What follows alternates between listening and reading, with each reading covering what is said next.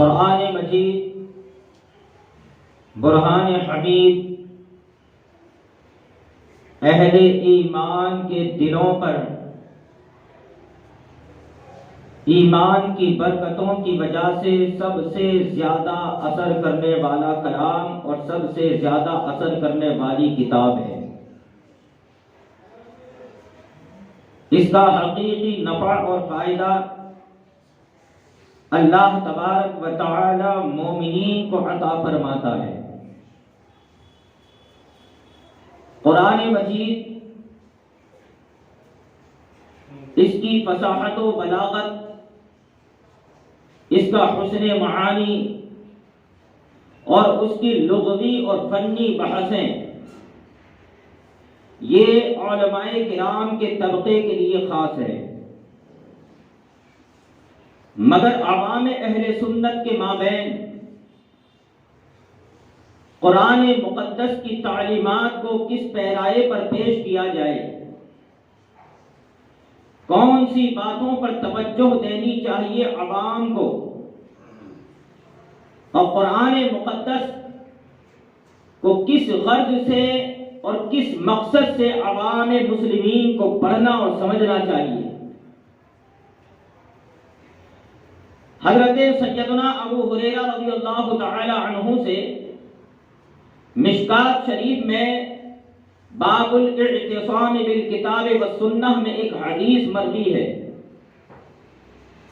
قال رسول اللہ صلی اللہ علیہ وسلم کہ رسول گرامی وقار صلی اللہ علیہ وسلم نے ارشاد فرمایا، نزل القرآن علی خمسۃ اوجہ، قرآن مجید 5 وجہوں پر 5 سبب نزول پر نازل کیا گیا۔ یعنی قرآن مقدس کے نزول کے بہت سے مقاصد ہیں، مگر 5 مقاصد ایسے ہیں جو بنیادی حیثیت رکھتے ہیں۔ اللہ کے نبی صلی اللہ علیہ وسلم فرماتے ہیں، حلال و حرام و محکم و متشابہ و امثال۔ 5 وجہیں یہ ہے، نمبر 1 حلال، نمبر 2 حرام، نمبر 3 محکم، نمبر 4 متشابہ اور نمبر 5 امثال۔ ان 5 باتوں کو ذہن میں پہلے محفوظ رکھیں۔ حلال کا مطلب یہ ہے کہ قرآن نے جن چیزوں کو حلال قرار دیا اسے حلال جانے۔ دنیا کے کسی فرد میں یہ طاقت و ہمت نہیں کہ قرآن کے حلال کو حرام ٹھہرا دے۔ اگر وہ قرآن کے حلال کو حرام ٹھہرانے کی کوشش کرے گا تو خود حرام ہو جائے گا، مگر قرآن مجید میں رب تبارک و تعالی نے جن چیزوں کو حلال کر دیا وہ قیامت تک حلال، انہیں جانے کیا چیزیں حلال ہیں۔ نمبر 2 حرام، کہ قرآن مجید سے بندہ سمجھے کہ مومن و مسلمان کے لیے کون سی چیزیں حرام ہیں، کن چیزوں سے رب تبارک و تعالی نے منع کر دیا اور کن چیزوں کے قریب جانے سے اللہ تبارک و تعالی نے روک دیا، اسے جانے۔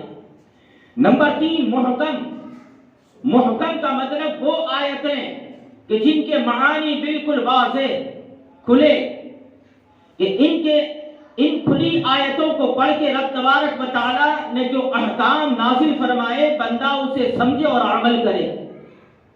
اور متشابہات، یہ وہ آیتیں ہیں کہ جن کے ظاہری معنی مراد نہیں ہوتے، ان آیتوں سے حقیقتاً کیا مراد ہے وہ اللہ جانتا ہے اور اس کے بتانے سے اس کے رسول جانتے ہیں۔ مومن کا کام یہ ہوتا ہے اس پر ایمان رکھے، اپنی طرف سے کوئی تشریح، کوئی توضیح، کوئی تفسیر، کوئی تعویل بیان نہ کرے۔ اگر وہ قرآن مقدس کی آیات متشابہات کے اپنے من چاہے معانی بیان کرے گا تو قرآن مقدس فرماتا ہے والذین فی قلوبہم زیغ، کہ وہ لوگ جن کے دلوں میں ٹیڑھا پن ہے، کجی ہے، یعنی ایمان کی برکتیں نہیں ہیں، وہ قرآن کی آیات متشابہات کے پیچھے پڑ جاتے ہیں۔ مومنوں کا کام کیا ہے؟ اس پر ایمان رکھے۔ اور پانچویں بات ہے امثال۔ قرآن مجید میں رب تبارک و تعالی نے بہت سی مثالیں بیان فرمائی، بہت سی کہاوتیں بیان فرمائی۔ کبھی اللہ کی راہ میں خرچ کرنے والوں کی مثال، کبھی منافقین کی مثال، کبھی رات کے اندھیرے میں چلنے والوں کی مثال، کبھی مکھی کی مثال، کبھی مچھر کی مثال، کبھی مکڑی کی مثال۔ اللہ تعالیٰ نے بہت سی مثالیں قرآن مجید میں بیان فرمائی۔ وہ اس لیے مثالیں اور کہاوتیں اس لیے بیان کی تاکہ ان کے معانی کو سمجھنے کے بعد بندہ عبرت حاصل کرے، نصیحت حاصل کرے، اور مثالوں کے ذریعے بات ذہن میں بہت آسانی سے بیٹھتی ہے، دل میں نقش ہوتی ہے۔ یہ سنت الہی ہے کہ بندے اس کے کلام کو سمجھ سکیں، اس لیے رب تبارک و تعالیٰ نے مثالوں کے ذریعے کلام بیان فرمایا تاکہ لوگوں کے دلوں میں اس کے معانی بیٹھیں۔ اسی حدیث میں آگے اللہ کے نبی صلی اللہ علیہ وسلم فرماتے ہیں فَأَحِلُّ الْحَلَالِ، اللہ نے جس چیز کو حلال کر دیا اسے حلال جانے، وَحَرِّمُ الْحَرَامِ، اللہ نے جسے حرام قرار دیا اسے حرام جانے، وَاعْمَلُوا بِالْمُحْكَمِ، اور آیات محکمات پر عمل کریں، آیات محکمات پر عمل کریں، وَآمِنُوا بِالْمُتَشَابِهِ، اور آیات متشابہ پر ایمان رکھیں، وَاعْتَبِرُوا بِالْأَمْثَالِ، اور قرآن کے امثال سے عبرت حاصل کرو، نصیحتیں حاصل کرو۔ اللہ کے نبی صلی اللہ علیہ وسلم کی حدیث سے پتہ چلا کہ عوام کے لیے سب سے اہم اور ضروری بات یہ ہے کہ قرآن کی تعلیمات کو پڑھ کر، سن کر، سمجھ کر وہ ان چیزوں کے بارے میں علم حاصل کریں کہ رب تبارک و تعالیٰ نے کون سی چیزوں کی چھوٹ عطا کی ہے اور کون سی چیزوں پہ پابندی لگائی ہے۔ آیات محکمات کے ذریعے ہماری عملی زندگی کتنی بہتر اور نکھر سکتی ہے، اس پر توجہ دے اور متشابہ پر ایمان رکھے، کیونکہ یہ فرق ہے نبی اور غیر نبی کے مابین کہ نبی وہ ہے جسے اللہ نے قرآن کا ہر علم عطا کر دیا، اور امتی وہ ہے جو قرآن کی تفہیم میں نبی کا محتاج ہو، نبی کا محتاج ہو۔ یہ فرق ہے متشابہ کے ذریعے نبی اور امت کے مابین۔ لہذا ہمارا کام ہے ایمان رکھنا، ایمان رکھیں، اور جہاں جہاں بیانات آئے ان سے عبرت حاصل کریں۔ اب آئیے، اس سے قبل ہم نے سورہ بقرہ کا پہلا رکوع پیش کیا تھا، جس کے آغاز میں اللہ تعالیٰ نے متقین کا ذکر فرمایا، پھر متقین کی صفتیں بیان فرمائی کہ متقین کون ہیں، ان کی صفتیں بیان کی کہ وہ بے دیکھے پر ایمان رکھتے ہیں، نمازوں کی پابندی کرتے ہیں، اللہ کی راہ میں خرچ کرتے ہیں۔ یہ صفات مومن کو بیان فرمانے کے بعد اللہ تعالیٰ نے کھلے کافروں کا ذکر فرمایا۔ جو کھلے کافر دو طرح کے ہیں۔ نمبر ایک، کافر مظاہر۔ کافر مظاہر اسے کہتے ہیں جو اپنا کفر کھلے عام ظاہر کرے، وہ کافر مظاہر ہے۔ نمبر دو، کافر منافق، کہ جو لوگوں کے سامنے تو اپنا ایمان ظاہر کرے مگر دل اس کا ایمان ہرگز نہ رکھتا ہو۔ چنانچہ حضرت شیر بے شہ اہل سنت حضرت علامہ حشمت علی خان رحمت اللہ تعالی علیہ اپنی تفسیر رضوی میں بیان کرتے ہیں کہ منافق تین طرح کے لوگ ہوتے ہیں۔ سب سے پہلے یہ یاد رکھیے گا کہ ایمان میں یقین کامل معتبر ہے۔ جب تک یقین کامل نہ ہو بندہ مومن نہیں ہو سکتا۔ ایمان نام ہی ہے دل سے پوری طرح سچا جاننا ہر اس بات کو جو اللہ کے نبی اللہ کے دربار سے لے کے آئے، اسی کا نام ایمان ہے۔ آپ فرماتے ہیں کہ نفاق اور منافق تین طرح کے ہوتے ہیں۔ پہلا، کہ جو زبان سے تو اعلان اسلام کرے، دعوی اسلام کرے، مگر دل پوری طرح سے اسلام کا منکر ہو، اسلام کا انکار کرنے والا ہو، وہ محض مسلمانوں کے اندر گھس کے مسلمانوں کے راز حاصل کر کے مسلمانوں کو نقصان پہنچانے کی کوششیں کرنے والے لوگ ہوتے ہیں۔ یہ ہے منافقین کا سب سے اوپری درجہ، جو انجام کے اعتبار سے جہنم کے آخری طبقے میں ہوں گے۔ اللہ فرماتا ہے ان المنافقین فی الدرک الاسفل من النار، کہ یقیناً جتنے منافق ہیں وہ جہنم کے سب سے آخری طبقے میں ہوں گے، سب سے نچلے طبقے میں ہوں گے۔ یہ منافق کی پہلی قسم۔ نمبر دو، کہ زبان سے وہ اسلام کا اقرار تو کرتا ہے اور دل سے مانتا بھی ہے، مگر اس کا معاملہ شک اور شبہے کے مابین ہے کہ اسلام کی کچھ باتوں کو مانتا ہے، کچھ میں شک کرتا ہے کہ ہو سکتا ہے یہ ہو سکتا ہے نہ ہو، شک اور شبہات میں پڑا رہتا ہے۔ یاد رہے باب ایمان میں شک بالکل نہیں چلتا، یہاں یقین کی بات ہوتی ہے۔ یقین والے کہاں سے چلے کہاں پہنچے؟ جو اہل شک ہیں اگر میں مگر میں رہتے ہیں۔ ہم اگر مگر والے نہیں، خواجہ کے در والے ہیں۔ لہذا اگر مگر والا ہمارا ایمان نہیں، ایمان نام ہے دل سے رسول اکرم صلی اللہ علیہ وسلم جو دین لے کر آئے اسے پوری طرح مان لینا۔ قرآن فرماتا ہے مذبذبین بین ذلک لا الہ الا ولا الہ الا، کہ یہ بیچ میں ڈگمگا رہے ہیں، نہ ادھر کے ہیں نہ ادھر کے، یہ شک والے لوگ ہیں، وہ بھی مومن نہیں، وہ بھی منافق ہیں۔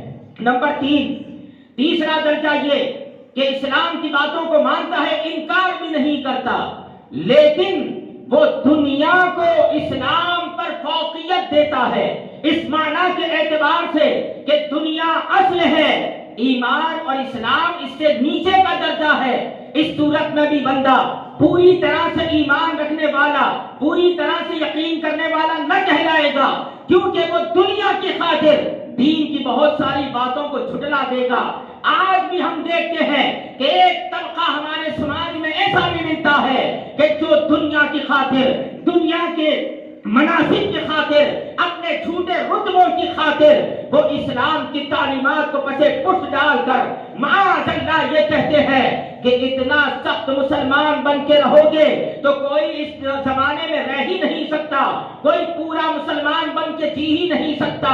اللہ اکبر، ایسا ہرگز نہیں ہو سکتا۔ جو پوری طرح سے مسلمان ہو جاتا ہے تو پھر اسے ایک دو آدمی نہیں، پورا عالم اسے پہچانتا ہے۔ دیکھیں ہماری قوم کے اور ہماری ملت کے وہ اکابر علماء، حضور تاج الشریعہ کو دیکھیں، محدث کبیر کو دیکھیں، کامل اسلام کی چلتی پھرتی تشکیلیں ہیں، جدھر جائے زمانہ ان کا دیوانہ نظر آتا ہے۔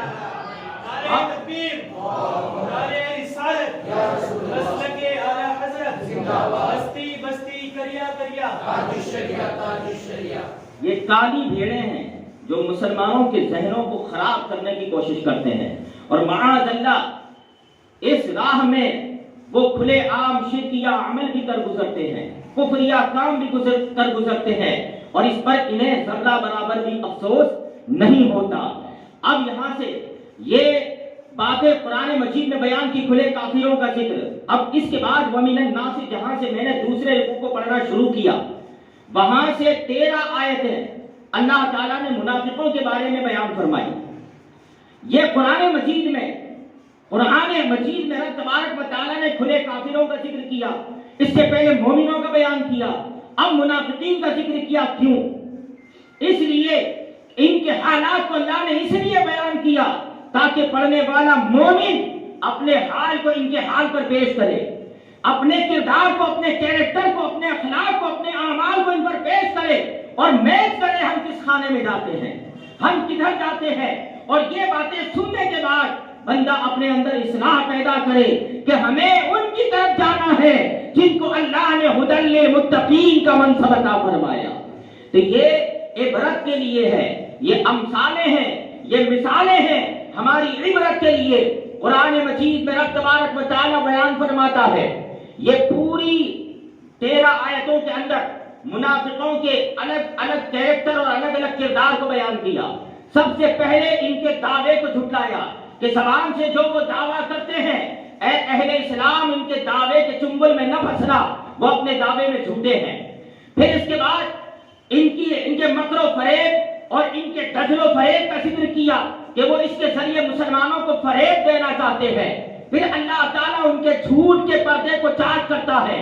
پھر اس کے بعد ان کو رب تبارک و تعالیٰ نصیحت کرتا ہے کہ فساد نہ کرو اور ایمان والوں کی طرح ایمان لاؤ، مگر اس پر بھی وہ انکار کر گئے۔ پھر ان کے ایک اور مکر کا بیان کیا کہ وہ آپ کے سامنے آ کے آپ کی بات کریں گے، لیکن جب آپ سے جدا ہو کر اپنوں میں جائیں گے تمہارا مذاق بنائیں گے۔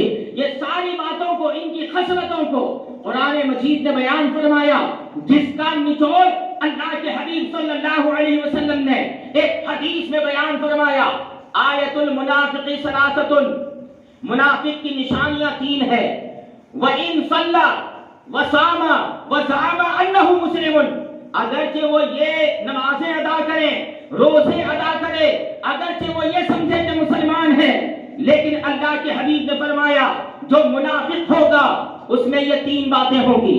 نمبر 1، اذا حدث کذب، کہ جب بھی بات کرے جھوٹ بولے، یہ اس کی پہلی خصلت۔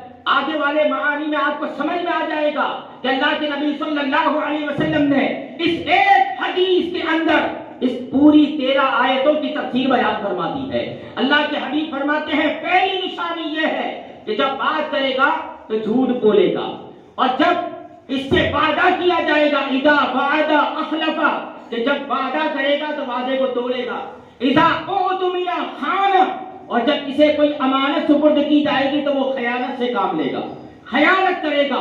اس سے پتا چلا منافق کہ یہ 3 امتیازی خصوصیتیں تھی کہ وہ جھوٹ بولا کرتے تھے، امانتوں میں خیانت کرتے تھے، وعدہ شکنی ان کا شیوا تھا۔ اللہ کے حبیب نے یہ 3 علامتیں بیان فرمائی، اور اس کے بعد کی ایک حدیث میں یہ بھی ذکر ہے کہ جب وہ جھگڑا کرے گا تو گالیاں بکے گا، گالیاں بکے گا۔ یہ 4 علامتیں منافقوں کی بیان کی، کس لیے؟ تاکہ بندے مومن اپنے حالات کا جائزہ لے، اپنے اوپر غور کرے، اور اپنے اندر ایسی خصلتوں کو پیدا نہ ہونے دے جو منافق کی علامت ہے، جو منافقین کی علامت ہے۔ لہذا یہ یاد رہے کہ کہیں ایسا نہیں کہ کسی نے جھوٹ بولا تو ہم اس کو منافق کہہ دیں، یہ نہیں ہو سکتا۔ اس زمانے میں یا تو مومن ہے یا کافر۔ نفاق یہ دل کی بیماری، اور اللہ تبارک و تعالیٰ نے اپنے فضل سے اس بیماری پر جس کو اطلاع کیا وہ عالم ما کان و ما یکون ہمارے نبی صلی اللہ علیہ وسلم کی ذات ہے۔ لہذا اگر کوئی جھوٹ بولے تو ہم یہ نہیں کہیں گے کہ تو منافق ہے، اگر وعدہ خلافی کرے تو یہ نہیں کہیں گے تو منافق ہے۔ کسی مومن کے بارے میں بات کر رہا ہوں، کسی مومن نے اگر کوئی امانت میں خیانت کر دی تو ہم یہ نہیں کہیں گے کہ منافق ہے، اس لیے کہ حدیث میں ہے من قال فی اخیہ یا منافق او قال یا کافر فقد باء به احد، جس نے کسی مسلمان کو کہا اے منافق یا اے کافر تو یہ کفر دونوں میں سے ایک کی طرف پلٹے گا۔ اگر وہ منافق ہے تو اس کی طرف چلا جائے گا، اگر وہ کافر ہے تو اس کی طرف پلٹ جائے گا، اگر وہ کافر نہیں منافق نہیں تو کہنے والا خود کافر ہو جائے گا۔ اس لیے یاد رہے ہم یوں کہیں گے کہ جھوٹ نہ بولیں یہ منافقوں کا طریقہ ہے، خیانت نہ کریں یہ منافقوں کا طریقہ ہے، بدعہدی نہ کریں، وعدے نہ توڑیں، وعدہ کریں تو پورا کریں، یہ مومن کی شان ہوتی ہے۔ منافق کا طریقہ یہ ہے کہ وہ وعدے توڑتا ہے، آپ وعدہ نہ توڑیں، آپ مومن ہیں۔ لہذا اس سے یہ ہمیں پتا چلا کہ جس کے اندر یہ 3 باتیں ہو اس کا منافق ہونا ضروری نہیں، لیکن جو منافق ہوگا اس کے اندر یہ 3 باتیں ضرور ہوں گی۔ بہرحال تو یہاں سے رب تبارک و تعالیٰ ان منافقین کا بیان کرتا ہے۔ اللہ فرماتا ہے وَمِنَ النَّاسِ مَنْ يَقُولُ آمَنَّا بِاللَّهِ وَبِالْيَوْمِ الْآخِرِ، لوگوں میں کچھ ایسے ہیں جو یہ کہتے ہیں ہم اللہ پر اور آخرت کے دن پہ ایمان لائے، اللہ پر اور آخرت کے دن پہ ایمان لائے، وَمَا هُمْ بِمُؤْمِنِينَ، مگر قرآن فتویٰ دیتا ہے کہ وہ مومن نہیں ہے، وہ ایمان والے نہیں ہیں۔ اس آیت میں آپ غور کریں کہ منافقین کا دعویٰ یہ تھا کہ ہم اللہ اور آخرت کے دن پہ ایمان لائے۔ اب کوئی یہ سوال کرے کہ یہاں انہوں نے ایمان میں رسول پر ایمان کا ذکر نہیں کیا، قیامت پر ایمان کا تو ذکر کیا، مگر انہوں نے تقدیر پر ایمان کا ذکر نہیں کیا، کتابوں پر ایمان کا ذکر نہیں کیا، فرشتوں پر ایمان کا ذکر نہیں کیا، یہ باتیں کیوں بیان نہیں کی؟ ہو سکتا ہے ان کی وجہ سے کافر کہا گیا ہو، نہیں، ان کا یہ کہنا کہ ہم اللہ اور آخرت کے دن پہ ایمان لائے 2 وجہوں کی بنیاد پر۔ نمبر 1 کہ یہاں وہ پورا ایمان مراد لیتے ہیں، وہ یہ کہتے ہیں کہ جس طرح ایمان کی شروعات اللہ پر ایمان، پھر اس کی کتابوں پر ایمان، پھر اس کے فرشتوں پر ایمان، پھر اس کے رسولوں پر ایمان، پھر اس کی تقدیر، اس کی بنائی ہوئی تقدیر پر ایمان، پھر قیامت کے دن پر ایمان، یہ ساری باتوں کی شروعات اللہ پر ایمان لانے سے شروع ہوتی ہے، اور آخرت کے دن پر ایمان لانے پہ ختم ہوتی ہے۔ گویا کہ ان کا دعویٰ یہ تھا کہ ہم پورا ایمان لے آئے ہیں، ہم نے کسی بات کو نہیں چھوڑا، یہ ان کا دعویٰ تھا۔ اور دوسری بات یہ تھی کہ وہ یہ بتانا چاہتے تھے کہ ہم یہودیوں کی طرح نہیں ہیں، کہ یہودی اللہ پر ایمان کا دعویٰ تو کرتے ہیں مگر حضرت عزیر کو اللہ کا بیٹا مان کر شرک کرتے ہیں، ہم شرک کرنے والے نہیں۔ اور دوسری بات یہ ہے کہ وہ آخرت کے بھی منکر ہے، کہ آخرت کے بارے میں ان کا عقیدہ یہ تھا کہ آخرت میں جنت میں صرف یہودی جائیں گے، ان کے سوا کوئی اور جنت میں نہ جائے گا، یہ ان کا باطل عقیدہ تھا۔ لہذا وہ یہ بتانا چاہتے تھے کہ ہم یہود کی طرح یہ غلط عقیدہ رکھنے والے نہیں، مسلمانوں کی طرح اللہ اور آخرت کے دن پہ ایمان رکھنے والے ہیں، یہ ان کا دعویٰ تھا۔ مگر قرآن نے کیا فرمایا؟ قرآن نے فرمایا وَمَا هُمْ بِمُؤْمِنِينَ، یہ ایمان والے نہیں ہے، یہ ایمان والے نہیں ہے۔ ان کے ایمان کے دعوے کو قرآن نے رد کر دیا اور یہ بتا دیا، ایک سبق ہمیں مل گیا کہ ہر کوئی دعویٰ کرنے والا سچا نہیں ہوتا ہے، دعویٰ دلیل کا محتاج ہوتا ہے، بغیر دلیل کے دعویٰ ٹھوکنا ہوتا ہے۔ ایمان کی دلیل کیا ہے؟ اللہ کے نبی فرماتے ہیں ثلاث من کن فیہ وجد بہن حلاوۃ الایمان، تین باتیں یہ ہیں کہ جس کے اندر وہ پائی جائے اس کے ذریعے وہ ایمان کی مٹھاس پائے گا۔ نمبر ایک کہ اللہ اور اس کے رسول اس کے نزدیک سب سے زیادہ محبوب ہو، سب سے زیادہ اگر کوئی محبوب معظم اور پیارا ہو تو اللہ اور اس کے بعد اس کے رسول۔ نمبر دو، اگر وہ کسی بندے سے محبت کرے تو محبت کرنا صرف اللہ کے لیے ہو، اللہ کی رضا کے لیے ہو، دنیا کی خاطر نہیں، دنیا کے مفاد اور فائدوں کی خاطر نہیں، بلکہ اللہ کی رضا کے لیے محبت کرتا ہو۔ اور تیسری بات یہ ہے کہ وہ ایمان میں داخل ہونے کے بعد کفر میں جانے کو ایسے ناپسند کرے جیسے کوئی آدمی آگ میں ڈالے جانے کو ناپسند کرتا ہے۔ یہ تین باتیں جن میں ہوگی وہ لذت ایمان پائے گا۔ اب اس زاویے پر آپ ہر فرقے کو تلاش کر لیں، ٹٹول لیں، ان کی کتابیں پڑھ لیں، الحمدللہ اللہ و رسول کی سچی محبت کا درس اگر تمہیں کسی کتابوں میں ملے گا وہ کسی اور کی نہیں، اہل سنت کی کتابوں میں ملے گا۔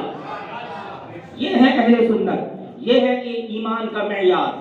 یہ بات ان میں نہیں تھی، وہ اللہ اور رسول سے اپنی محبت کے دعوے میں سچے نہ تھے، بلکہ یہ جھوٹ اور فریب سے کام لیتے تھے۔ آگے اللہ بیان کرتا ہے، وہ یہ دعویٰ کر کے یخادعون اللہ والذین آمنوا، اللہ اور ایمان والوں کو دھوکہ دینا چاہتے ہیں۔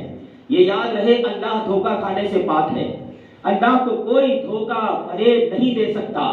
وہ عالم الغیب والشہادہ ہے، ہر ظاہر کو بھی جاننے والا، ہر چھپی کو بھی جاننے والا، چاہے وہ دلوں کے بھید ہوں یا ذہنوں میں اٹھنے والے فتنے ہوں، ہر چیز کو اللہ تبارک و تعالی جانتا ہے۔ اس کے علم سے کوئی چیز باہر نہیں، کوئی اسے دھوکہ نہیں دے سکتا۔ مگر یہاں اللہ بیان کرتا ہے کہ وہ اللہ اور مومنوں کو دھوکہ دیتا ہے۔ وہ اس لیے بیان کیا کہ بظاہر وہ دھوکہ دے رہے تھے مومنوں کو، بظاہر وہ دھوکہ دینے کی کوشش کر رہے تھے اللہ کے نبی کو، مومنین کو، مگر اللہ تبارک و تعالیٰ نے کیا بیان کیا کہ وہ دھوکہ دینا چاہتے ہیں اللہ کو اور مومنوں کو۔ اس سے پتہ چلا کہ وہ مومنین کون تھے؟ صحابہ تھے۔ وہ ایمان والے کون تھے؟ صحابہ تھے۔ لہذا صحابہ کو دھوکہ دینے کو اللہ تبارک و تعالیٰ نے یوں بیان کیا کہ وہ اللہ کو دھوکہ دینا چاہتے ہیں۔ اس سے پتہ چلا کہ اللہ کے محبوبوں سے محبت جس طرح اللہ کی محبت ہے، اسی طرح اللہ والوں سے دشمنی بھی خدا کی دشمنی ہے۔ اس لیے اللہ نے بیان فرمایا، حالانکہ اللہ دھوکہ کھانے سے پاک ہے۔ اللہ تبارک و تعالیٰ بیان کرتا ہے وَمَا يَخْدَعُونَ إِلَّا أَنفُسَهُمْ، کہ وہ اس بات میں اپنے آپ ہی کو دھوکہ دیتے ہیں، خود کو ہی دھوکہ دیتے ہیں۔ وہ یہ سمجھتے ہیں کہ ہم نے بہت بڑا کام کر لیا۔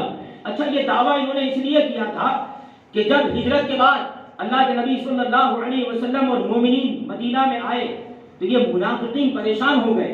ان کو یہ تھا کہ اب ہمارا بھی حال یہ ہوگا کہ ہمیں مار دیا جائے گا، ہمارے مال سب ختم ہو جائیں گے۔ وہ عجیب قسم کے ڈر میں مبتلا تھے، تو انہوں نے اپنا الو سیدھا کرنے کے لیے کہ ادھر مشرکوں سے بھی ملے رہے اور ادھر مومنوں کے سامنے آ کے دعوی ایمان کر دیا کہ ادھر بھی جان و مال کو بچا لیا، ادھر بھی جان و مال کو بچا لیا، یعنی ان کا مقصد تھا اپنی دنیا بچانا، صرف اپنی دنیا بچانا، آخرت اور ایمان ان کا مقصد تھا ہی نہیں، اسی لیے وہ یہ دعوی ایمان کرتے تھے۔ اللہ تبارک و تعالیٰ فرماتا ہے کہ وہ اس بات سے اپنے آپ کو دھوکہ دیتے ہیں، وہ یہ سمجھ رہے ہیں کہ مومنوں کو پتہ نہ چلے گا، اللہ کے نبی کو پتہ نہ چلے گا۔ اللہ تبارک و تعالیٰ نے یہ آیت نازل فرما کر ان کے فریب کے پردے کو چاک کر دیا اور بتا دیا، اے منافقو، جو تم اپنے دل میں چھپاتے ہو، ہم اپنے حبیب کو اس کی بھی خبر عطا کرتے ہیں۔ وما یشعرون، اور وہ خود دھوکہ کھا رہے ہیں، ان کا انہیں شعور بھی نہیں۔ بہت سارے ایسے لوگ ہیں جو دھوکے میں ہیں مگر انہیں پتہ نہیں، وہ یہ سمجھتے ہیں کہ ہم کامیابی کی شاہراہ پر ہیں، ہم کامیابی اور ترقی کی منزلیں چھو رہے ہیں، ہم بہت ویل سیٹ ہو گئے، ہم بہت بڑے ہو گئے، مگر وہ دھوکے میں ہیں۔ یاد رکھنا، یہاں منافقین اپنی دنیا بچانا چاہتے تھے۔ ہر وہ آدمی جو دنیا کی خاطر دین کو پسے پشت ڈالے گا، دین کو دوسرے نمبر کا درجہ دے گا، وہ کبھی بھی فلاح نہیں پائے گا، وہ دھوکے اور فریب میں ہے، چاہے کتنا قیمتی بنگلہ بنا لے، چاہے کتنی قیمتی کوٹھی بنا لے، لاکھوں کروڑوں کا بینک بیلنس کر لے، مگر وہ دھوکے میں ہے، کیونکہ یہ سب کچھ یہاں رہ جائے گا۔ آخرت کی زندگی میں ایک روپیہ اور پیسہ بھی کام نہ آئے گا، وہاں اگر کوئی کام آئے گا تو اللہ اور رسول پر سچا ایمان کام آئے گا۔ وہ دھوکے میں ہے۔ پھر اللہ فرماتا ہے فی قلوبہم مرض، ان کے دلوں میں بیماری ہے۔ یہ بیماری کیا تھی؟ نفاق۔ یاد رکھنا، یہاں دل کا ذکر ہے۔ دل کی بیماری بڑی مہلک ہوتی ہے، بڑی تباہ کن ہوتی ہے، جسے ہو جاتی ہے بہت سے لوگوں کی جان لے کے چلی جاتی ہے۔ دل کا مرض بڑا خطرناک ہوتا ہے۔ ایک عمل آپ کو بتاتا ہوں کہ جس کو دل کی تکلیف کا، اللہ نہ کرے اللہ تعالیٰ مومنوں کو اس سے محفوظ رکھے، جسے دل کی بیماری کی تکلیف ہو اور قلب میں سوزش رہتی ہو، جلن رہتی ہو، اور ایک قسم کی سوزش اور درد کی کیفیت محسوس ہوتی ہو، تو کسی بھی پینے کی چیز پر ایک مرتبہ سورہ طارق کو پڑھ کے دم کرے، اول و آخر درود شریف پڑھے اور اسے پی جائے، بارہا کا مجرب ہے الحمدللہ، رب تبارک و تعالیٰ اس کے دل کو تمام امراض سے شفا عطا کر دے گا۔ سورہ طارق 30ویں پارے میں ہے، مختصر سی ہے، ایک صفحے کے اندر آ جاتی ہے۔ آپ اس کو صحیح تلفظ و مخارج کے ساتھ پڑھیں۔ اگر آپ درستگی کے ساتھ نہیں پڑھ سکتے تو کسی پابند آدمی سے پڑھوا کے دم کر لیں اور پی لیں، انشاءاللہ تبارک و تعالیٰ جہاں دل کے امراض دور ہوں گے وہاں دل میں ہمت و قوت بھی پیدا ہوگی۔ اللہ دل کو تقویت عطا کرتا ہے اس عمل کے ذریعے۔ لیکن یہاں پہ آپ غور کریں، اللہ فرماتا ہے ان کے دلوں میں مرض ہے، ان کے دلوں میں بیماری ہے۔ وہ بیماری کیا تھی کہ انہیں یہ ڈر تھا کہ مسلمان اگر ادھر آ جائیں گے، ایک زمانے سے اوس اور خزرج، مدینہ منورہ کے دو بڑے قبیلے، صدیوں سے ان کے درمیان میں خون ریزی، اور ایسی خون ریزی کہ ایک غلام کو مار دے تو اس کے بدلے میں آزاد کو مارا جاتا، ایک آزاد کو مار دے تو اس کے بدلے میں 10 غلام مار دیے جاتے۔ صدیوں سے خون بہا کا لین دین چل رہا تھا، آج تم نے ہمارا مارا، کل ہم تمہارا مار دیں گے۔ یہ صدیوں سے ان دو قبیلوں میں، اوس اور خزرج میں جنگیں چل رہی تھی۔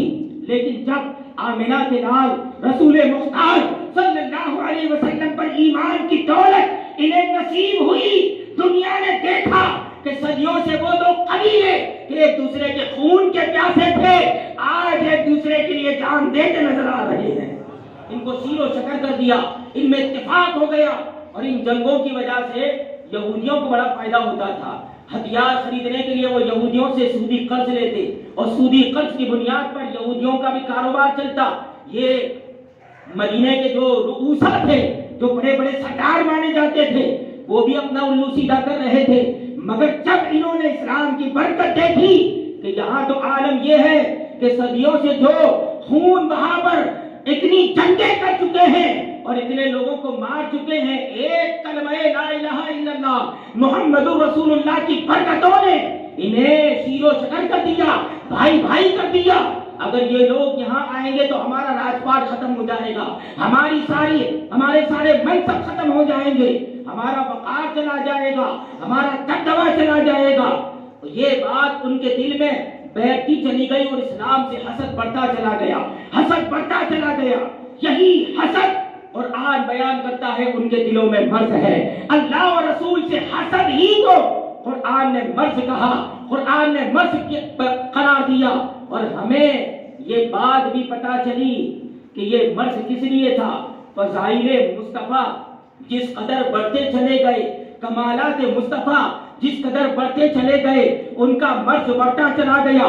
خود قرآن بیان کرتا ہے فزادہم اللہ مرضا، تو اللہ نے ان کے مرض کو اور بڑھا دیا۔ جیسے جیسے حضور کے مرتبے بڑھتے چلے گئے، عرب کے لوگ آپ کے دامن کرم سے وابستہ ہوتے چلے گئے، قرآن کی آیتیں نازل ہوتی چلی گئی، ان کا دل، ان کا مرض، ان کا حسد بھی بڑھتا چلا گیا۔ اس سے پتہ کیا چلا؟ فضائل مصطفیٰ پر جس کا دل چلتا ہو فیصلہ کر لینا، وہ صحابہ کے نقشے قدم پر نہیں، وہ منافقین مدینہ کے نقشے قدم پر ہے۔ یہ فیصلہ ہے کہ یہ فضائل مصطفیٰ سے چڑھتے تھے، حضور کے کمالات سے چڑھتے تھے۔ اللہ بیان کرتا ہے وَلَهُمْ عَذَابٌ عَلِيمٌ بِمَا كَانُوا يَكْذِبُونَ، اور ان کے لیے قیامت میں دردناک عذاب ہے، دردناک عذاب۔ کس لیے؟ بِمَا كَانُوا يَكْذِبُونَ، اس وجہ سے کہ وہ جھوٹ بولتے تھے۔ یہ جھوٹ بولا تھا انہوں نے ایمان کے باب میں، وہ کہتے تھے کہ ہم اللہ پر ایمان رکھتے ہیں، آخرت کے دن میں ایمان رکھتے ہیں، مگر وہ اپنے دعوے میں کیا تھے؟ جھوٹے تھے۔ اس سے پتا چلا کہ منافقین کی ایک بڑی خصلت یہ ہے کہ وہ جھوٹ بولیں گے، جھوٹ بولیں گے، لہذا جھوٹ سے بچیں۔ جھوٹ بڑی مہلک اور تباہ کن چیز ہے، جھوٹ حرام ہے۔ اللہ کے نبی صلی اللہ علیہ وسلم فرماتے ہیں الصدق بر والبر فی الجنہ، کہ سچائی یہ نیکی کا نام ہے اور نیکی جنت میں لے جانے والی چیز ہے۔ پھر فرماتے ہیں الکذب فجور، کہ جھوٹ فجور ہے، والفجور الی النار، اور فجور جہنم کی طرف لے جانے والی چیز ہے۔ لہذا جھوٹ سے بچیں، سچ کو اپنائیں اور منافقین کے طرز عمل کو چھوڑیں۔ یہ تو ان کا جھوٹ دین کے باب میں تھا، وہ دین کے بارے میں ایمان میں جھوٹے تھے۔ اس سے پتا چلا کہ جھوٹ چاہے ایمان میں بولا جائے یا دنیاوی معاملات میں، بہرحال جھوٹ حرام ہے، یہاں تک کہ مذاق میں جھوٹ بولنا بھی حرام ہے۔ جھوٹ تو جھوٹ ہی ہے، اگر کسی نے مذاق میں بول دیا تو یہ بھی حرام ہے۔ پھر اللہ فرماتا ہے وَإِذَا قِيلَ لَهُمْ لَا تُفْسِدُوا فِي الْأَرْضِ قَالُوا إِنَّمَا نَحْنُ مُصْلِحُونَ، کہ جب ان سے کہا گیا زمین میں فساد نہ کرو، زمین میں فساد برپا نہ کرو، تو بولے کہ ہم تو اصلاح کا کام کرتے ہیں۔ قَالُوا إِنَّمَا نَحْنُ مُصْلِحُونَ، کہ ہم تو زمین کو سنوارنے کا کام کرتے ہیں، ہم تو اصلاح کا کام کرتے ہیں۔ یہاں دیکھیں کہ وہ اپنے دعوے میں جھوٹے تھے، وہ فریب سے کام لیتے تھے، وہ یہ کہتے تھے کہ ہم تو نبی کو مانتے ہیں، قرآن کو مانتے ہیں، خدا کو مانتے ہیں، قیامت کے دن کو مانتے ہیں، مگر اس بات میں وہ کیا تھے؟ جھوٹے۔ اور اپنے کفر کا چاروں طرف چرچا کر کے لوگوں کے ذہن و فکر کو خراب کرنے کی کوششیں کرتے تھے۔ ان کو اللہ نے فرمایا کہ تمہارے کفر کی وجہ سے زمین میں فساد پھیلتا ہے۔ اس سے پتا چلا کہ زمین کے اندر جب جب بدعملی بڑھے گی، جب بدعملی، اور بدعملی میں سب سے برا عمل کفر ہے اور نفاق ہے، جب وہ بڑھے گا زمین میں خرابی اور فساد پیدا ہوگا، زمین میں خرابی اور فساد پیدا ہوگا۔ اللہ نے ان کے کفر کو زمین کا فساد قرار دیا۔ اور ایسے ہی ایک حدیث کا مضمون ہے کہ جب لوگوں میں 3 چیزیں آ جائے گی تو ان پر بارش بھی روک دی جائے گی اور ظالم بادشاہ مسلط کر دیے جائیں گے۔ نمبر 1 کہ جب وہ تول میں ناپ کمی کرنے لگے، جس کو کہتے ہیں ڈنڈی مارنا، تول میں ناپ کمی کرنا، کہ جب تولا جائے تو دکھنے میں 500 ہو، گھر جا کے دیکھے تو اس میں سے 200 غائب ہو، صرف 300 ملے۔ جب یہ صرف ترازو کا مسئلہ نہیں ہے، کپڑے کو بھی کھینچ کے ناپا اور گھر جا کے دیکھا تو ہر ایک میٹر میں 1 انچ کم، تو اس طرح کہیں کپڑا بچا لیتے ہیں۔ اسی طرح کھانے پینے کی چیزیں، پہننے کی چیزوں میں اس طرح کی چٹنگ کرنا، یہ اس میں داخل ہے کہ جب یہ حالات لوگوں میں بڑھ جائیں گے تو ان سے بارش بھی روک دی جائے گی، اور جب بارش رک جائے گی تو زمین کا فساد ہے، کیونکہ بارش ہی زندگی پیدا کرتی ہے زمین کے اندر۔ اگر یہی روک دی جائے گی تو نہ غلہ اگے گا، نہ اناج اگے گا، نہ جانور کھائیں گے، نہ پانی رہے گا، لوگ تباہ و تاراج ہو جائیں گے۔ تو جس طرح یہ یاد رکھنا کہ یہ زمین کی بقا کا سبب پانی ہے، اسی طرح زمین کی روحانی بقا کا سبب ایمان ہے۔ جب یہ کم ہوگا، بدعملی بڑھے گی، زمین میں فساد برپا ہوگا۔ قرآن منافقین سے کہتا ہے کہ تم زمین میں فساد نہ کرو، تو یہ کیا کہتے ہیں؟ ہم تو اصلاح کا کام کرتے ہیں۔ اچھا، وہ کون سا اصلاح کا کام کرتے تھے؟ جانتے ہیں وہ کون سی بات کر رہے تھے؟ ان کی بات یہ تھی کہ وہ ایک جھوٹا دعویٰ یہ بھی کرتے تھے کہ ہم تو یہ چاہتے ہیں کہ ادھر والوں کو بھی راضی کر لیں، ادھر والوں کو بھی راضی کر لیں، اور دونوں کے درمیان میں اتحاد اور ایکتا کی فضا قائم کر دیں۔ ادھر والے کون؟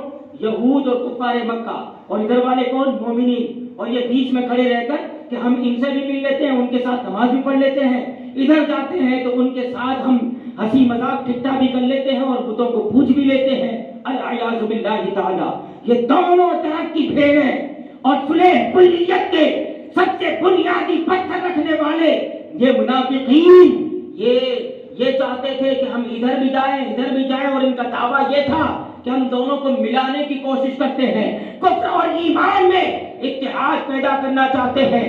تو اس بات کو وہ اصلاح کہتے تھے۔ آج بھی ایسے اصلاحی گھومتے ہیں، وہ کہتے ہیں یہ بھی ٹھیک ہے، وہ بھی ٹھیک ہے، یہ بھی ٹھیک ہے، وہ بھی ٹھیک ہے۔ کالے کو کالا نہ کہو، گورے کو گورا نہ کہو، سفید کو سفید نہ کہو، پیلے کو پیلا نہ کہو، کافر کو کافر نہ کہو، مشرک کو مشرک نہ کہو، سب ایک ہیں، سب ایک ہیں، سب ایک ہیں۔ یہ درس قائم کرنے والے یہ ان منافقین کی روش پر ہے، اور ہمیں اس سے پتہ چلا، خود اللہ فرماتا ہے الا انہم هم المفسدون ولکن لا یشعرون، جو اس طرح کی صلح کلیت کرتے ہیں یہی لوگ فسادی ہیں، اور فسادی ہیں اس کی انہیں سمجھ بھی نہیں ہے۔ وہ یہی سمجھ رہے ہیں کہ ہم تو اصلاح کا کام کر رہے ہیں، ہم تو نیکی کا کام کر رہے ہیں، مگر یاد رکھنا ہر اصلاح کا دعویٰ کرنے والا اصلاحی نہ ہوگا۔ اصلاح یہ ہے کہ اللہ اور رسول کے سچے وفادار بنائے جائیں، یہ ہے اصلاح۔ تو یہ منافقین کی خصلت تھی کہ وہ دونوں طرف کہ ان کا ادھر ابلیس سے بھی یارانہ اور ادھر جو ہے مومنوں سے بھی یارانہ، دونوں طرف کی وہ بھیڑیں تھی، اور اس کو اصلاح کا کام کہتے تھے، حالانکہ یہ اصلاح نہیں ہے۔ خود قرآن فرماتا ہے یہی لوگ فسادی ہیں اور انہیں اس کا شعور نہیں۔ پھر آج اللہ تعالیٰ نے ایک اور ان کو دعوت دی کہ تم جس طرح ایمان کی بات کرتے ہو کہ ہم اللہ اور آخرت پر ایمان لائے، تو تمہارا یہ ایمان ویلڈ نہیں، ایمان ایسے لاؤ۔ خود قرآن بیان کرتا ہے وَإِذَا قِيلَ لَهُمْ، جب ان سے کہا گیا آمنو، ایمان لاؤ، کما آمن الناس، ایسے ایمان لاؤ جیسے لوگ ایمان لائے۔ یہ کون لوگ ہیں جن کے بارے میں قرآن فرماتا ہے کہ ایسے ایمان لاؤ جیسے لوگ ایمان لائے؟ یہ لوگ سے مراد ہے صحابہ۔ صحابہ اب غور کریں کہ جب منافقین کو دعوت ایمان دی گئی اور کہا کہ ایمان لاؤ ایسے جیسے یہ لوگ ایمان لائے، تو پتہ کیا چلا؟ صحابہ اس عظیم طبقے کا نام ہے جس کے ایمان کو بطور نمونہ اللہ منافقوں کے سامنے رکھے اور کہو ایسے ایمان لاؤ جیسے یہ صحابہ ایمان لائے۔ یہ ہے صحابہ کہ قرآن ان کے ایمان کی۔ آج 1400 صدی کے بعد کچھ لوگ میزان عدل لے کے بیٹھے ہیں اور ترازو لے کے بیٹھے ہیں اور کہتے ہیں کہ بھئی فلاں صحابی نے ایسا کیا، فلاں نے ایسا کیا، فلاں نے ایسا کیا، اور صحابہ پر سب و شتم کے بازار کو گرم کر کے معاذ اللہ مشاجرات کے مسائل کو چھیڑ کر صحابہ کی گستاخی کرتے ہیں۔ صحابہ وہ عظیم طبقہ ہے کہ منافقین کو جب اللہ نے دعوت دی کہ ایمان لاؤ تو کیسے ایمان لانا ہے، تو وہاں صحابہ کا ایمان پیش کیا تھا۔ ایسے ایمان لاؤ جیسے صحابہ ایمان لائے، کیونکہ ان کا ایمان اللہ اور رسول سے سچی وفاداری والا تھا، اللہ اور اس کے رسول سے سچی محبت والا ایمان تھا۔ یہ صرف دعوے والا نہیں تھا، ان کے دل بھی مومن تھے، ان کا ایک ایک انگ ایمان والا تھا۔ قرآن نے صحابہ کو آئیڈیل بنایا، تو اس سے پتہ چلا کہ ایمان میں سب سے زیادہ جس کا قوی ایمان ہوگا اسی کا آئیڈیل پیش کیا جائے گا، اور قرآن نے صحابہ کا آئیڈیل پیش کیا۔ اس سے پتہ چلا امت میں سب سے زیادہ اگر مضبوط کسی کا ایمان ہے تو صحابہ کا ایمان ہے۔ خود قرآن نے آئیڈیل بنا کے پیش کیا۔ تو جب ان سے کہا گیا کہ جس طرح صحابہ ایمان لائے تو کیا کہا منافقوں نے؟ قالوا بولے انؤمن کما آمن السفہاء، کہ کیا ہم ایسے ایمان لائے جیسے یہ بے وقوف ایمان لائے؟ معاذ اللہ، انہوں نے صحابہ کو کیا کہا؟ سفہاء، بے وقوف کہا، بے وقوف کہا۔ اب آگے دیکھیں کہ اللہ کے محبوبوں اور صحابہ کے گستاخی کرنے والوں کو قرآن کیا کہتا ہے؟ قرآن کیا کہتا ہے؟ جب منافقین نے صحابہ کے لیے سفہاء کا لفظ استعمال کیا تو قرآن کہتا ہے سنو انہم هم السفہاء، سنو یہی لوگ بے وقوف ہیں، یہی لوگ احمق ہیں، ولکن لا یعلمون، مگر اس بات کا انہیں علم نہیں ہے۔ وہ یہ سمجھ رہے ہیں کہ ہم نے ان کو بے وقوف کہہ دیا تو ہم عقل مند ہو گئے، حالانکہ یہ خود بے وقوف ہیں۔ انہیں پتہ نہیں کہ ان لوگوں نے جنہوں نے اللہ کے نبی پر سچا ایمان رکھا کہ وہ صحابہ ہیں کہ جن کی عظمتوں سے اللہ اسلام کے پرچم کو بلند کرے گا، آخرت میں ان کو اعلیٰ منصب عطا کرے گا، اور تم ان کو بے وقوف کہہ کے خود بے وقوفی اور حماقت کا ثبوت پیش کرتے ہو اور تمہیں اس کا علم نہیں۔ آج بھی کچھ لوگ ایسے ہیں صحابہ پر سب کو شتم کرتے ہیں اور وہ یہ سمجھتے ہیں کہ ہم نے بہت بڑی دلیل پیش کر دی ہے، حالانکہ یہ یاد رکھنا مسلمان کے لیے سب سے پہلا اگر کوئی دلیل کا دروازہ ہے تو وہ ہے قرآن۔ قرآن کے بعد کیا ہے؟ حدیث۔ حدیث کے بعد کیا ہے؟ اجماع امت، یعنی امت کے بڑے بڑے جس میں صحابہ اور تابعین ائمہ مجتہدین جس بات پر اتفاق کر لیں وہ اجماع امت۔ کا مطلب یہ نہیں ہے کہ معمولی مولوی صاحب کسی بات پر اتفاق کر لیں تو وہ اجماع امت نہیں۔ اجماع امت کا مطلب صحابہ، تابعین، ائمہ مجتہدین، اولیاء کاملین جس مسلک پر قائم ہو اس مسلک کو اجماع امت کہتے ہیں۔ اور پورا اجماع امت پڑھ لے، سرکار غریب نواز کی سیرت کو پڑھیں، مخدوم سنان کی سیرت کو پڑھیں، حضرت خواجہ کلری کی سیرت کو پڑھیں، تمام اولیاء کی سیرت کو پڑھیں، غوث پاک کے طرز کو پڑھیں، سب کے سب صحابہ کا ادب کرتے نظر آئیں گے، سب صحابہ کی عظمت کو بیان کرتے ہوئے نظر آئیں گے۔ پتا کیا چلا کہ اجماع امت صحابہ کے ادب کا نام ہے اور چوتھا درجہ ہے قیاس۔ اور یاد رکھنا تاریخی کتابیں اگر کوئی بھی کتنا ہی بڑا مورخ ہو، کسی کی لکھی تاریخ اگر قرآن سے ٹکرا جائے تو ہم کسے مانیں گے؟ ہم قرآن کو مانیں گے۔ ایسی تاریخ ہے جو قرآن و حدیث سے ٹکرائے ہم ایسی تاریخوں کی کتابوں پہ ہاتھ رکھنا گوارا نہیں کرتے جو اللہ اور رسول کے حکم سے ٹکرائے۔ قرآن صحابہ کو مومن کہیں، ان کے ایمان کا آئیڈیل بنا کے پیش کریں، اور بہت سارے فاسق و فاجر چند تاریخ کی کتابیں طبری اٹھا کے لے آئے، تاریخ ابن کثیر اٹھا کے لے آئے اور کہا اس تاریخ میں یہ لکھا ہے، اس تاریخ میں یہ لکھا ہے، اس تاریخ میں یہ لکھا ہے۔ ہم کہیں قرآن میں یہ لکھا ہے، کسے مانے گا؟ تاریخ کو مانے گا یا قرآن کو مانے گا؟ قرآن تمام علوم کا سر چشمہ ہے، تو بات قرآن سے ٹکرائے اسے چھوڑ دیا جائے گا، قرآن کو اپنایا جائے گا۔ قرآن صحابہ کو آئیڈیل بنا کے پیش کرتا ہے، تو اس سے پتا چلا کہ مومن کا ایمان قرآن پہ ہونا چاہیے۔ تاریخوں میں تو بہت کچھ رتب و یابس ہوتا ہے، بہت کچھ گھٹا بڑھا دیا جاتا ہے۔ کیا دنیا کی کوئی ایسی کتاب ہے جس کے بارے میں یہ دعویٰ ہو کہ اس میں کچھ بدلا نہیں گیا؟ ہاں اگر ایک ہے تو وہ ایک ہی ہے، وہ قرآن مقدس جس میں کوئی تبدیلی نہیں ہوئی، ورنہ بہت سی کتابوں میں تبدیلیاں ہو گئی، لہذا غیر متبدل اور جس میں تبدیلی نہ ہوئی اس کا فیصلہ مانا جائے یا تبدیلیوں والی کتابوں کو مانا جائے۔ کوئی بھی تاریخ ہو اگر قرآن سے ٹکرائے تاریخ کو چھوڑ دیا جائے گا، قرآن کو اپنایا جائے گا۔ پھر آگے کی ایک آیت پیش کرتے ہیں،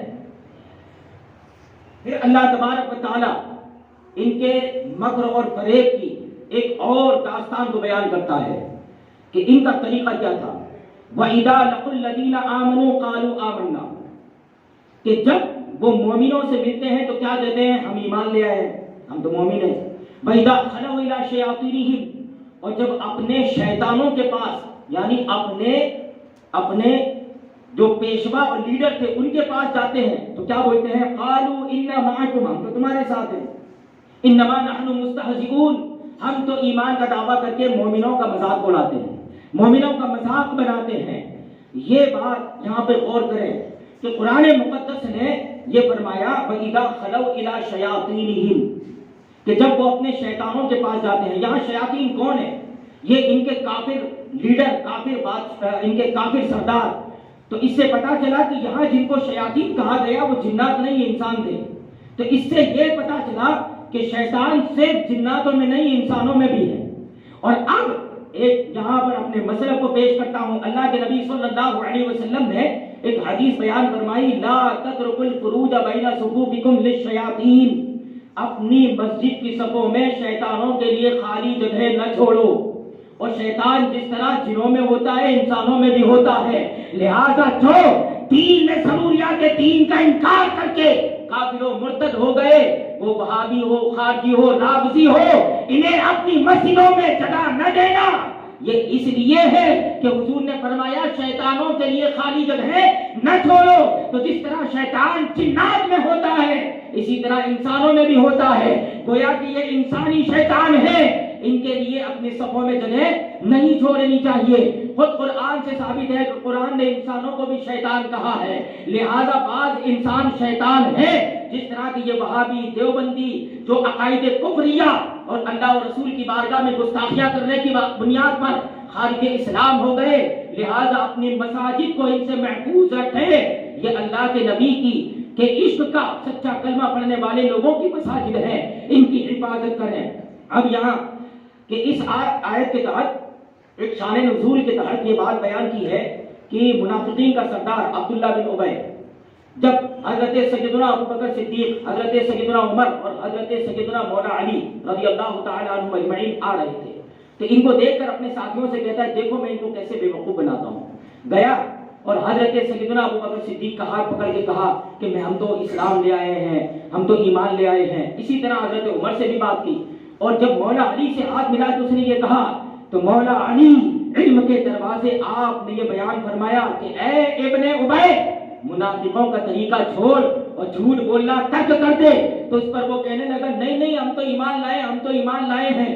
وہ اس کا کلمہ پڑھنے لگا، ایمان لائے ایمان لائے، ایک رٹ لگا لی، اور حضرت مولا کائنات نے پیش کی اس کے نفاق کی طرف اشارہ کر دیا، اور آیت نازل ہوئی اسی موقع سے، وَإِذَا لَقُوا الَّذِينَ آمَنُوا قَالُوا آمَنَّا۔ یہ وہ لوگ ہیں کہ جب ایمان والوں سے ملتے ہیں تو کہتے ہیں ہم ایمان لے آئے، اور جب اپنے شیطانوں، اپنے سرداروں اور اپنے رئیسوں کے پاس جاتے ہیں تو کیا کہتے ہیں ہم تو تمہارے ساتھ ہیں۔ یہ دو رخی ہوئی، اس کو شریعت میں کہتے ہیں ذو الوجہین۔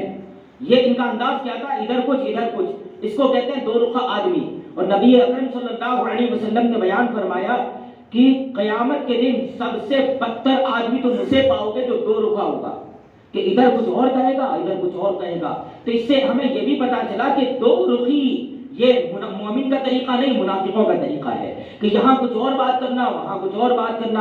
اور ایسے لوگ ہوتے ہیں کہ آپ کے پاس آئیں گے تو اتنی ہمدردی سے ملیں گے، آپ کو لگے گا آپ کا سب سے زیادہ محبوب آدمی یہی ہے، آپ سے سب سے زیادہ محبت کرنے والا یہی ہے، آپ کو دور سے چاہنے والا، مگر وہ آپ سے رازوں کی باتیں لے جائے گا اور ادھر جا کے کہے گا کہ آپ کے بارے میں وہ تو ایسا کہہ رہے تھے، اور دو مومنوں کے درمیان میں فساد برپا کر دے گا۔ ایسے لوگ ذو الوجہین ہیں۔ یہ طریقہ مومنوں کا نہیں، یہ منافقوں کا ہے۔ ہمیں ان کے طریقے سے بچنا ہے۔ یہ تعلیمات اس لیے ہے، یہ بیان اس لیے ہے کہ ہم اپنے آپ کو ان پر پیش کریں، اگر ان کی خرابیاں ہم میں آتی ہے تو اسے دور کریں اور مومنوں کی صفت کو اپنائیں۔ اللہ تبارک و تعالی بیان کرتا ہے اللہ یستہزئ بہم، کہ اللہ تعالیٰ ان سے استہزاء فرماتا ہے جیسا کہ اس کی شان کے لائق ہے، اللہ کی شان کے لائق ہے۔ استہزاء کا معنی ہوتا ہے ٹھٹھا اڑانا، مذاق اڑانا، اور رب تبارک و تعالیٰ کے لیے اس آیت کا ترجمہ دیوبندیوں نے یہی کیا ہے کہ اللہ ان کا ٹھٹھا اڑاتا ہے، معاذ اللہ رب العالمین، معاذ اللہ رب العالمین۔ آگے ایک آیت آئے گی، حضرت موسیٰ علیہ السلام نے جب بنی اسرائیل سے کہا کہ اللہ حکم دیتا ہے کہ گائے کو ذبح کرو، تو اس وقت یہ بنی اسرائیل نے کہا تھا کہ اتتخذون ہزوا، تم ہمارے ساتھ مذاق کرتے ہو۔ تو اس وقت حضرت موسیٰ نے کہا تھا کہ میں مذاق کرنے والا، مذاق کر کے ظالموں میں ہونے سے اللہ کی پناہ مانگتا ہوں۔ لہذا پتا چلا کہ مذاق کرنا یہ جاہلوں اور ظالموں کا طریقہ ہے، اور یہ عیب ہے، ٹھٹھے اڑانا یہ عیب ہے، اللہ تعالیٰ ہر عیب سے پاک ہے۔ یہاں ترجمہ یہ ہے کہ قیامت میں جب منافقین آئیں گے اللہ جنت کے دروازے کو کھولے گا، جیسے جنت کا دروازہ کھلا دیکھیں گے بھاگیں گے، جیسے قریب میں جائیں گے اللہ تبارک و تعالیٰ کے حکم سے جنت کے دروازے کو بند کر دیا جائے گا، اس پر مومنین ان پر ہنسیں گے۔ اس بات کا ذکر اللہ نے بیان فرمایا، اللہ یستہزئ بہم، اللہ تعالیٰ ان کے استہزاء کا انہیں بدلہ دے گا، عذاب دے گا۔ قیامت میں جنت کا دروازہ کھولا جائے گا، وہ سمجھے گا کہ یہاں بھی گھس جائیں، مگر وہاں وہ ہرگز گھس نہ پائیں گے، بڑے نامراد ہو کر افسوس کے ساتھ پلٹیں گے اور جہنم کے آخری طبقے میں ڈال دیے جائیں گے۔ اس کا بیان یہاں فرمایا، اور آگے اللہ فرماتا ہے وَيَمُدُّهُمْ فِي طُغْيَانِهِمْ يَعْمَهُونَ کہ وہ اپنی سرکشی میں بھٹک رہے ہیں، اپنی سرکشی میں ادھر ادھر چلے جا رہے ہیں یا اپنی گمراہی میں مبتلا ہے۔ لہذا ان تمام آیات سے ابھی منافقین کا جو چیپٹر ہے وہ مکمل نہیں ہوا، ابھی آگے بھی کچھ آیتیں باقی ہے۔ چند آیتیں ہم نے بطور درس کے آپ کے سامنے پیش کی، اور یہ ساری آیتوں سے ہمیں یہ سبق ملا کہ منافقین جھوٹ بولا کرتے تھے، نمبر 2 خیانتیں کرتے تھے، مومنوں کے ساتھ دھوکے اور فریب کرتے تھے۔ لہذا آج بھی ہمارے سماج میں کچھ ایسے لوگ ہیں جو مسلمانوں کو تکلیف دینے کے لیے، نقصان پہنچانے کے لیے فریب کاری کرتے ہیں، ادھر جا کے مل جاتے ہیں، مسلمانوں کی خبریں تک دے دیتے ہیں۔ لہذا مسلمانوں سے دھوکہ اور فریب نہ کریں، مسلمانوں سے محبت کریں، مسلمانوں کو نقصان نہ پہنچائیں، ان سے پیار کریں۔ انہیں دھوکہ دینا، انہیں تکلیف دینا یہ منافقوں کا طریقہ ہے، مومنوں کا نہیں۔ اور اسی طرح منافقین جھوٹ بولا کرتے تھے اور امانتوں میں خیانت کرتے تھے، مومنوں کا ٹھٹھا اڑاتے تھے، مذاق اڑاتے تھے، دو رکھے تھے۔ یہ سارے عیوب منافقین میں تھے۔ ہم میں یہ بری عادتیں پیدا نہیں ہونے دینی، نہ ہمیں دو رخا ہونا ہے، نہ جھوٹا ہونا ہے، نہ امانت میں خیانت کرنی ہے، نہ وعدہ کر کے ہمیں غداری کرنی ہے، بلکہ اللہ و رسول کے سچے وفادار بن کے ہمیں زندگی گزارنی ہے۔ رب تبارک و تعالی ہمیں اور آپ کو عمل کی توفیق عطا کرے اور قرآن مقدس کی تعلیمات پر سختی کے ساتھ قائم رہ کر عمل پیرا ہونے کی توفیق دے۔ استغفر اللہ لی ولکم ولسائر المؤمنین والمؤمنات والمسلمین والمسلمات۔ السلام علیکم۔